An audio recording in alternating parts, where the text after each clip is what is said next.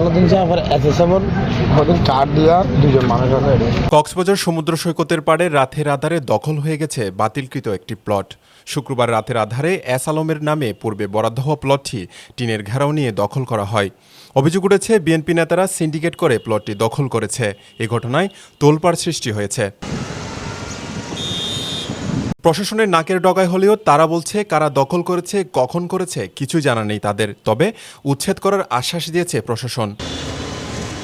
জানা গেছে কক্সবাজার সমুদ্র সৈকতের হোটেল মোটেল জোন এলাকায় সরকারের ১ নং খাসকতিয়ানের ১৩০ একর জমির মধ্যে ২০০১ সালে বিএনপি জামায়াত ক্ষমতায় আসার পর ৮৭টি প্লটের বিপরীতে ৮৬.৩১ একর জমি বরাদ্দ দেওয়া হয়।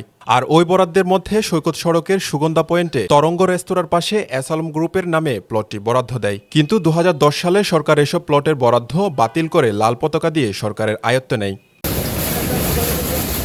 সরকারের বাতিলের পর উচ্চ আদালতে বিভিন্ন সময় আইনি লড়াই চললেও শেষ পর্যন্ত প্লট বরাদ্দ পাওয়া এস আলমের সকল আবেদন খারিজ করা হয়। জমির মালিকানা পুরোপুরি চলে যায় সরকারের হাতে। বিগত সরকারের সময়ে দলীয় পরিচয়ে এই প্লটটি নানানভাবে দখলের চেষ্টা হয়েছিল, কিন্তু সরকারের কঠোর অবস্থানে দখল করতে পারেনি। তবে শুক্রবার রাতে হঠাৎ বিএনপি নেতাকর্মী পরিচয় দিয়ে ৩০ থেকে ৪০ জন লোক গিয়ে প্লটটি টিনের ঘেরাও দিয়ে দখলে নিয়ে নেয়। অভিযোগ উঠেছে সদ্য সাবেক স্বরাষ্ট্রমন্ত্রী ও বর্তমান এলজিআরডি মন্ত্রী সালাউদ্দিন আহমদের সিকিউরিটি গার্ড পরিচয় দিয়ে প্লটটি দখলের নেতৃত্ব দিচ্ছেন রাসেল নামে এক ব্যক্তি। তার সাথে যুক্ত হয়েছে শহরের বিভিন্ন এলাকার বিভিন্ন পন্থীর বিএনপি ও অঙ্গ সংগঠনের কিছু নেতা। তবে কেউ কেউ ফেসবুকে তুমুল সমালোচনাও করছেন। স্থানীয় ব্যবসায়ীরা জানান, ফুটপাতে ভাসমান দোকান বসলেও তাৎক্ষণিক পৌরসভা ও জেলা প্রশাসন উচ্ছেদ করে। কিন্তু এখন রাতের আধারে এত বড় সরকারি জমি দখল হয়ে গেল, অথচ প্রশাসন কিছুই করছে না। সালাউদ্দিন ভাইয়ের নাম ব্যবহার করতেছে, ওদের মতন ওরা করে করতেছে। সালাউদ্দিনের নাম বলছে আর কাজল সাহেবের নাম বলছে। এরা দুজনের নাম বলে এই কাজগুলো করছিল রাইতে 3:30 বাজে। দেখছি আপনার এখানে টিনের বেড়া আসার পর থেকে। এর আগে ছিল না। দিয়ে তো একটা বহুত মানুষ এসে একটা হন দিয়ে ন দিয়ে এই দূরতে কমবার মনে কিন্তু দৌড়া দৌড়ি দগুন আছে না হারো কেয়ারতে মুখছিনে চিনি দি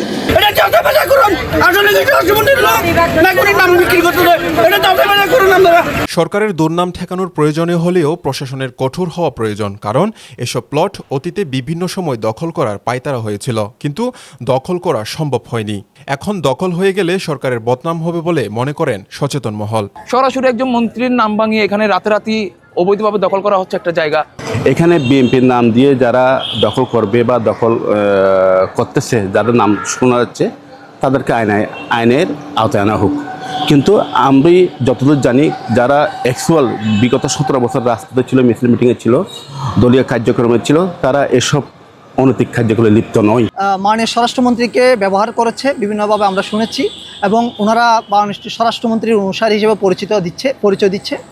সর্বোপরি বিগত বেশ কয়েকদিন ধরে কৌশলে রাষ্ট্রযন্ত্র ব্যবহার করে পৌরসভার মাধ্যমে সেখানে কিছু জুবড়ি ভ্যান চালকরা ছিল, ক্ষুদ্র হকাররা ছিল, তাদেরকে কৌশল উচ্ছেদ করে এবং তাদের ভ্যানগুলো বোল্ডোজার দিয়ে গুড়িয়ে দেওয়া হয়েছিল।